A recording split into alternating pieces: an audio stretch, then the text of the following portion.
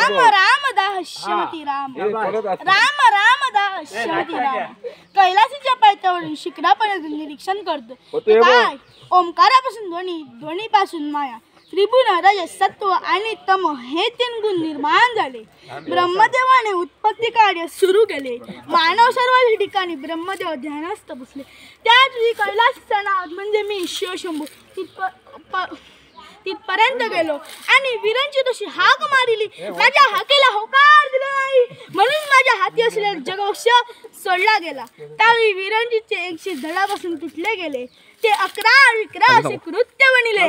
ते माझ्या पाठीमागे लागले म्हणून मी कैलासाच्या गुहेच्या ठिकाणी लपून राहिलो. त्यावेळी कृत्येचा मार्ग माझ्या पत्नीने म्हणजेच गिरीजीने अडवला. त्या दोघांचे शाब्दिक भांडण झाले, युद्धही झाले. त्या युद्धात वैकुंठीचा नारायण आला आणि म्हणाला, ए कृत्ये, तुला काय दिलं ना तू हे युद्ध थांबवशील? त्यावेळी कृत्ये म्हणाली, मला 3.5 गट रक्त आहे. वैकुंठीचा नारायण म्हणाला, तुझी इच्छा पूर्ण होईल. ती कशी ते ऐक. माता रेणुका पिता अमोल यांच्या उदरी परशुराम नावानं अवतीर्ण होईल.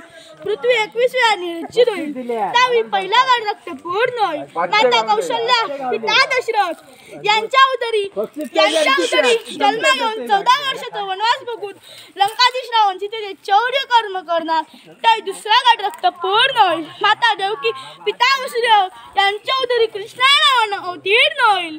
त्यावेळी अर्जुनाच्या रथाचे दोरे हाती घेऊन करुचरांना भेदणार चाणक्य कर्म करणार. त्यावेळी तिसरा गट पूर्ण होईल. पांडव अश्वमेध युद्ध करतील. त्यावेळी अर्धा गट रक्त पूर्ण होईल. अशा रीतीनं देवतांवर आलेली संकटे आभार दूर गेली. ज्या रामनामात देह शांत झाला त्याच रामनामात मग्न राहो मग्न राहो मग्न राहो. नाट्यरसिक माझे काका अशोक आडेकर यांनी माझ्या कलागुणांचा गौरव करण्यासाठी हे ₹1,00,000 500 रुपयाचं पारितोषिक दिलं. त्याचा मी आनंदाने स्वीकार करतो. नाट्यरसिक अरुण आडेकर यांनी माझ्या कलागुणांचा गौरव करण्यासाठी हे ₹1,00,000 पारितोषिक दिले. त्यांचे तुमचे आभार मानून या पारितोषिकाचा आनंदाने स्वीकार करतो. नाट्यरसिक माझा दादा वैभव आडेकर यांनी सुद्धा माझ्या कलागुणांचा गौरव करण्यासाठी हे ₹1,00,000 500 रुपयाचं पारितोषिक दिलं. त्यांचे तुमचे आभार मानून या पारितोषिकाचा आनंदाने स्वीकार करतो. प्रेक्षक दाखवूया.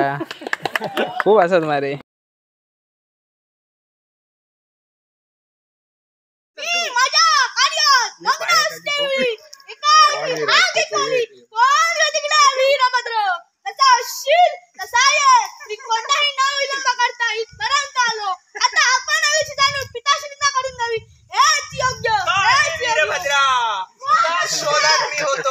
आता तुझी अरे ब्रह्म राक्षस अशी माझ्या नावाला संज्ञा. आता तुझं काही खरं नाही. तुझ्या शोधात मी होतो. चल आता युद्ध कर. अरे तू चूक केली आहे. अरे तू चूक केली आहेस आणि ह्याचं शासन करण्यासाठी आता मी इथे आलो आहे. अरे तुला माहित नाही का कोणती चूक केली? तूच सांग तुझ्या तोंडाने काय चूक केली असते. काल वडापाव खाल्ला. अरे 1000 चुका तू केल्या आहेस आणि त्यातली कुठली चूक मी सांगू आणि इथे आलो आहे आणि तुझा शेवट करणार आहे. अरे असं काही नसतं. बाप जरी चांगला असला तरी पुत्र चांगला होईलच असं नाही. त्यामुळे अरे कशाला सांगायला पाहिजे? सगळ्या जगाला दिसतंय. अरे काही नाही. आता तुझा शेवट हा नक्कीच होणार.